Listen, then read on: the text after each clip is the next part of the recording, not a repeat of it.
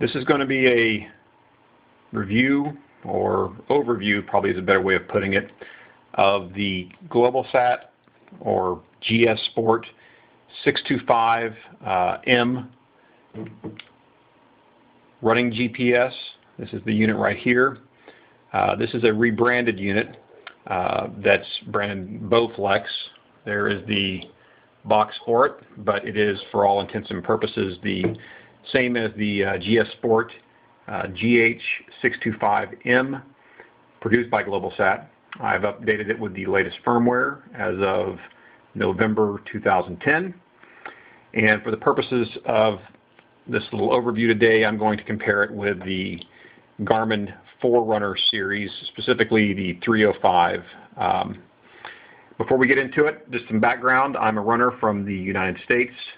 I have run countless marathons, ultras, trail races, stuff like that. I am not a world-class athlete, but I do maintain a fairly long-distance running regimen to keep my baseline up there, so I run many, many miles a week. I have qualified and run Boston, and we'll plan to do that again here this coming year. Okay, so just some background about my experience with running products or running GPSs. I have owned Garmin Forerunner products since the first generation. So I've owned a 201, I guess, a 205, and a 305. So I've used them for 5-6 years, something like that. I have been very disappointed with Garmin's offerings over the past couple of years. The touch bezel features have concerned me. They've taken away features as they've updated their models, so I've been very dissatisfied with the direction they've been going. So I've been looking for an alternative. I first heard about the Globalsat units on the SportTrack's website, which is a popular piece of software that allows you to upload data from your Garmin and your Globalsat. So I read about them there. I did some research, and I was very intrigued. Now, the GS Sport or Globalsat units are not widely available in the United States. In fact, I've never seen anyone else wear one or own one. I've never seen them for sale. So I was interested, but the ability to find one in a shop was nil. So I did some shopping online. I became aware of the rebranded units, and I was able to pick one up for about $80 US dollars delivered. So I got it very inexpensively, and it's a nice unit. It comes with a heart rate monitor as well, so it basically puts it on par with the 305 series. One other thing before I start talking about specifics of how I tested the units, I should just go ahead and reiterate that being from the United States, I am not familiar with the metric system like many Europeans and Asians and our friends to the north and the south who use that system. I apologize. I am familiar with the metric system. However, I mostly use the imperial system for measurement. So for the purposes of this overview, I will have to reference miles. Okay, so let's talk about the physical attributes of both units. The Garmin Forerunner is a hard piece of plastic. I have a specialized sports band on this. It actually ships with a regular style watch band, but I purchased this many years ago. It is, fairly functional here. You can see it's got one button here, another here, three on the side, and then 2 in the front for easy starting and stopping and resetting of the laps. The GS Sport unit is similarly designed. The weight is, for all intents and purposes, basically the same. I actually prefer the GS Sports fit on my wrist. However, your mileage will vary on that. It really just depends on the shape of your wrist. But this actually sits on my wrist very comfortably, so I've been very happy with that. The watch band that it ships with is sturdy, and I've had no problems with it. The button layout on the GS Sport, as opposed to the Forerunner, this one has 1, 2, 3 buttons on the right side and 3 buttons on the left side. The buttons seem high quality, but they are fairly small, And for during a run, not having buttons right here like the Forerunner does make some actions a little bit more difficult. That's not to say it's overly difficult, but it would be nice to have some larger buttons with easier access to start and stop and to reset laps. But that's not a big showstopper as far as I'm concerned.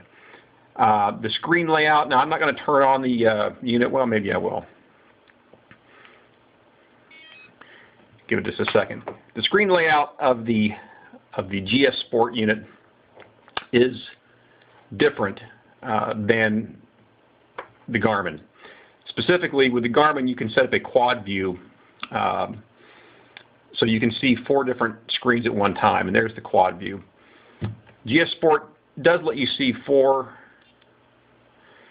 screens at one time, but it does it in a linear kind of way. There's a 3-screen or a 3-field mode right there. Let me see, and there's a 4-field mode. So the problem I have with this is that text, for my old eyes, is pretty small. So it's difficult for me to read while running, especially in lower light.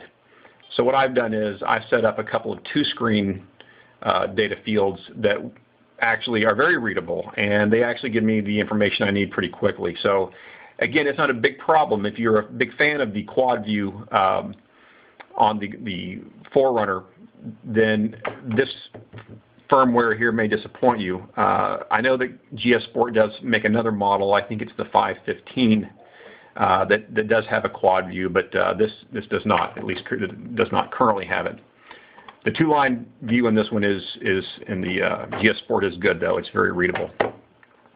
Okay, so operation of the units. Well, I turned them on. You sort of probably saw them boot up. I'm indoors, so I'm not going to pick up any sort of satellites in here. However, I will tell you this. I have tested these things a number of times now, and they acquire the satellites almost exactly the same time. There's really no noticeable difference in their acquisition of the satellites. So I've read on some forums that the GS Sport has more problems acquiring satellites. I have not experienced that at all. In fact, a couple of times the GS Sport found the satellites, locked them in about 10 seconds faster than the Garmin. Again, your mileage may vary. It just depends on where you are on the planet and what the satellites are that it can see, and so on and so forth. The GS Sport model does have, and I'm not extremely technical about this, but it does seem to support WAAS, and there's a European version of that as well. It's another positioning correction system that enhances the fidelity of the GPS signal. The WAAS system is the one that's functional in North America, or more specifically the United States, and the other one is a European enhancer. So it apparently supports it via the firmware and via the chipset that's in there. I did not turn that on until my 3rd test, and I'll discuss that more in a minute. But if it does work, it would seem to make the G Sport slightly more accurate. Okay, so the navigation of the menus.